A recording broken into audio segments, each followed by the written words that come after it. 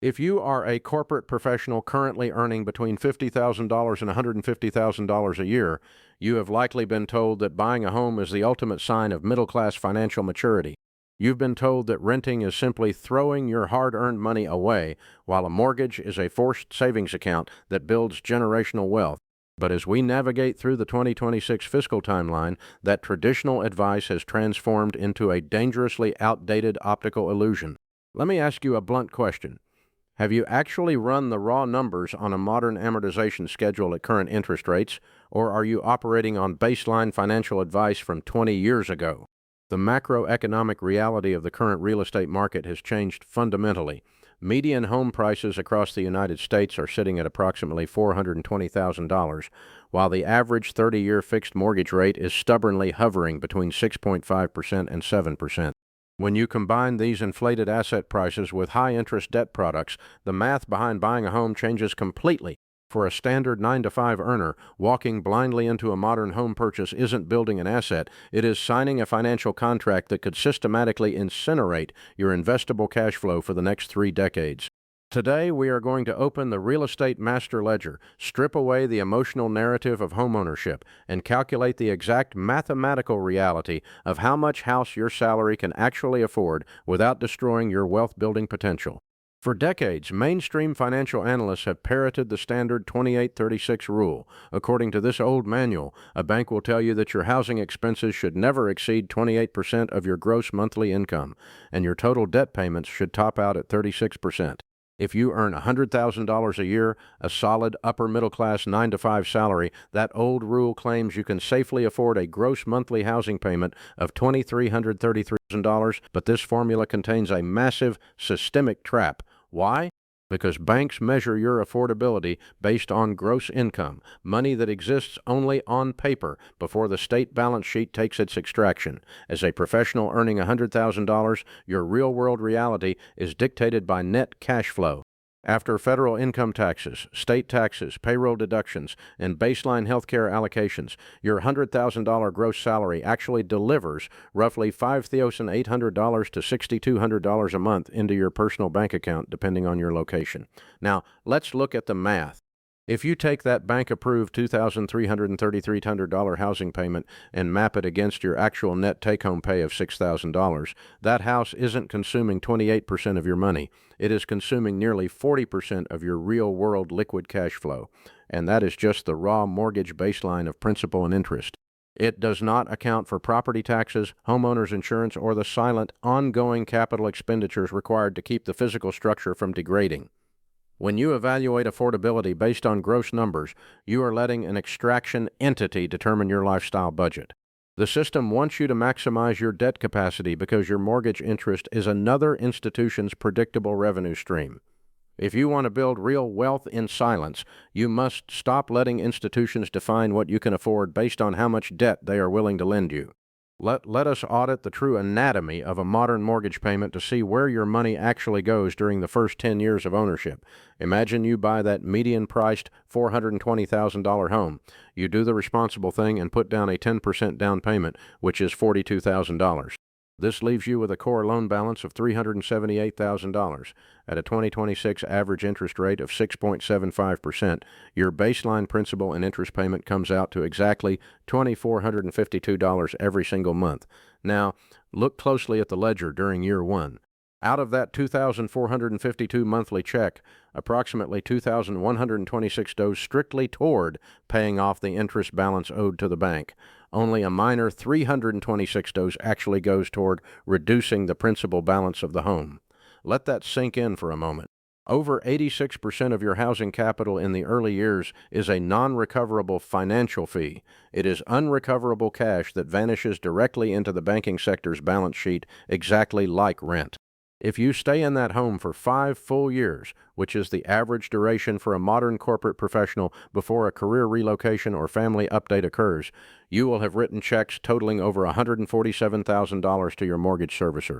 Yet, after half a decade of hard work and 0 missed payments, your principal balance will have only dropped by roughly $21,000. The remaining $126,000 was completely consumed by the interest engine.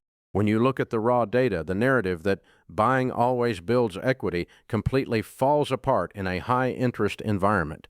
You aren't buying an asset in the first 7 to 10 years.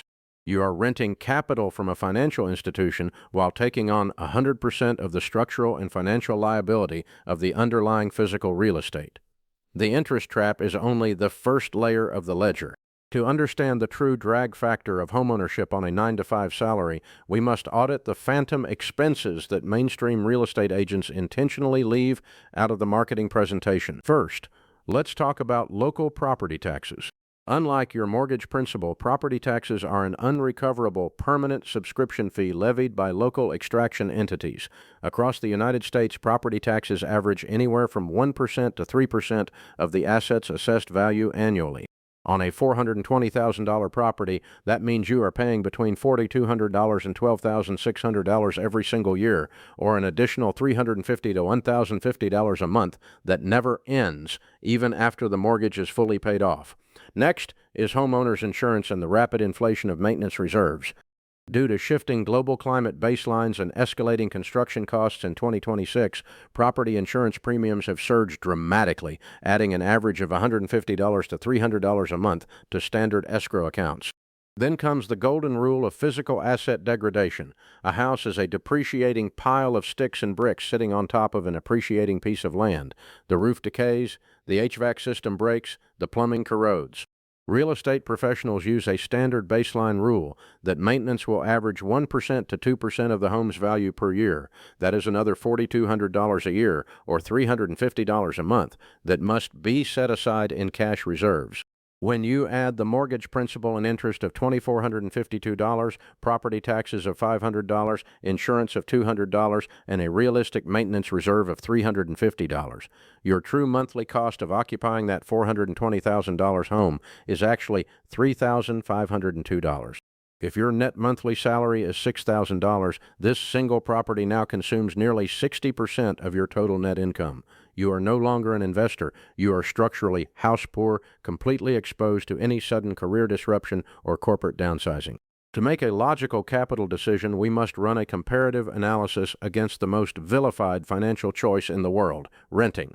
Mainstream media loves to state that rent is a 100% loss. But an analytical professional must realize that rent is actually something entirely different. Rent is the absolute maximum amount of money you will pay for your housing in any given month. Conversely, your mortgage payment is the absolute minimum amount you will pay. Let's look at the exact same market setup in that same suburban area where a home costs $420,000 to buy. You can typically rent a highly comparable modern property for roughly $2,100 a month. Let's audit the immediate cash flow divergence. By choosing to rent instead of buying that same asset under current 2026 parameters, your monthly housing cost drops from a true ownership drag of $3,150 togen down to a fixed rent cost of $2,100. This leaves you with an immediate, real-world liquid cash flow surplus of $1,450 togen every single month. Furthermore, you didn't have to deploy your $42,000 down payment or lose an additional $10,000 to unrecoverable bank fees, appraisal costs, and escrow closing costs. So you take that $52,000 of retained liquid capital and place it into a low-cost broad market index fund compounding at a historical baseline of 9% a year. Then you systematically automate that monthly cash flow surplus of 1,402s directly into the same wealth engine every single month. Over a 10-year timeline node, while the homeowner is grinding away to pay off a high-interest engine and dealing with real estate fees, your rented capital strategy has quietly built a highly liquid, completely accessible stock market portfolio worth over $350,000. Renting isn't throwing money away if you are intentionally investing the massive structural difference between your rent cap and the true cost of homeownership. It is a strategic deployment of capital that prioritizes high-yielding liquid assets over illiquid, highly leveraged physical structures. So, how much house can a 9-to-5 salary actually afford right now? To protect your financial security, we need to throw away the bank's manual and implement the 9-to-5 Chimp capital allocation rule. First, your true fully loaded housing cost, including principal, interest, taxes, insurance, and maintenance reserves, should never exceed 30% of your net take-home pay, not your gross paper income. If your net monthly pay is $6,000, your absolute ceiling for your entire housing footprint is exactly $1,800 a month. If the current market metrics in your city mean that $1,800 a month cannot buy a safe, reliable property, then the mathematical data is telling you clear as day you have no business buying property in that specific location right now. Rent.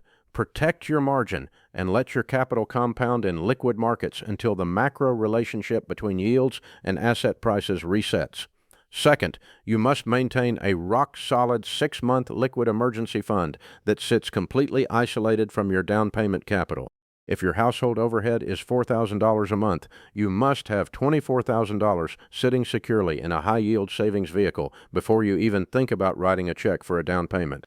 If a corporate reorganization occurs or you face a sudden career gap, that cash buffer is the only thing standing between you and an immediate credit loop default.